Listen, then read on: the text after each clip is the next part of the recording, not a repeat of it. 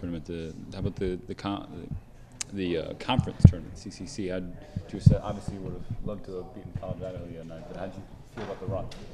You know, from where we were at the beginning of the season and when I took over, and just the level of commitment from day one from the guys has just been something I've been really proud of.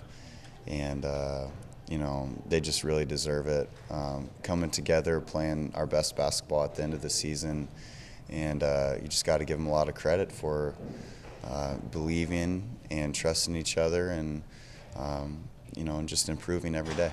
What did you guys take away from the championship game that lost that you guys can kind of refocus and regroup for next week? Well, you know, you hate to make excuses, but I think we're a little weary emotionally and physically coming off 2 really big wins that got us into the national tournament.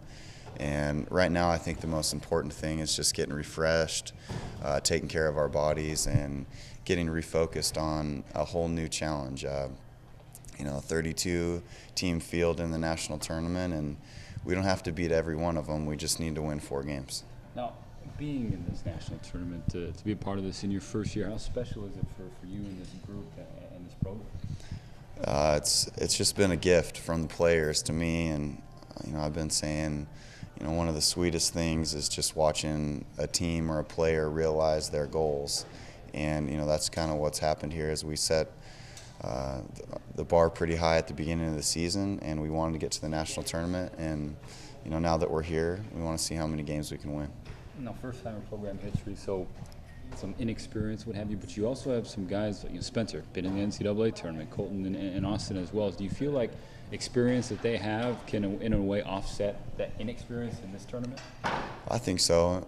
But at the same time, you know, it's been something that we've had to overcome as new guys coming into the program and trying to come together in a short amount of time.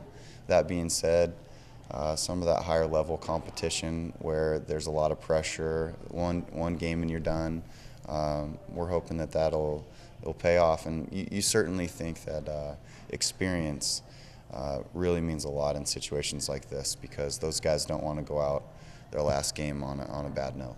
Do you feel like this group kind of embraces that challenge of being one and done, just this group and everything that you said they've had to battle through, that in a way kind of benefits them to be in this situation? Yeah, I think there's quite a bit of psychology that goes into games like this. You want to keep the guys loose, but at the same time hungry and focused, and you know, you kind of take the temperature of your team going into it, seeing how they're practicing, and just getting the guys lean and mean and ready to go, and I think we'll get there. You talked about them being a little bit weary. So, are you going to change anything up over the next couple of weeks to kind of get their legs back? Well, fortunately, we've had a couple of days to recoup and kind of regather ourselves and just rest. And we'll start practice tomorrow and start prepping for Cornerstone. And you know, they present some interesting matchups, and you know, hopefully we can take advantage of those. Can you delve deeper into those matchups a little bit? Well, they're long and athletic at some positions, but they're young and thin, and I think we can go inside on them, play inside out, and I think if we make simple plays and you know, take care of the ball offensively and execute, I think we'll put ourselves in a position to win, which when we've done those things this year, we've always given ourselves a chance. Wow. Yeah. So, yeah. For you as a player going through these types of tournaments, do you remember anything that, from your playing days that you will now try and apply as a coach? I think the more you know what you're getting yourself into, and the more prepared you are going out there with a goal in mind. You know, it's just, hey, we're not going out there unprepared. We know who we're going to play. We know what they're going to do. We know what we're going to do against them.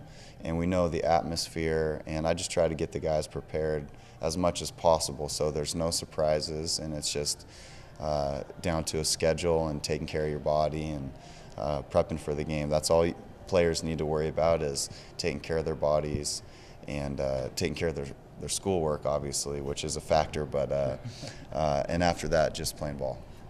Last one for me. Being in this situation, is this something that you anticipated so quickly?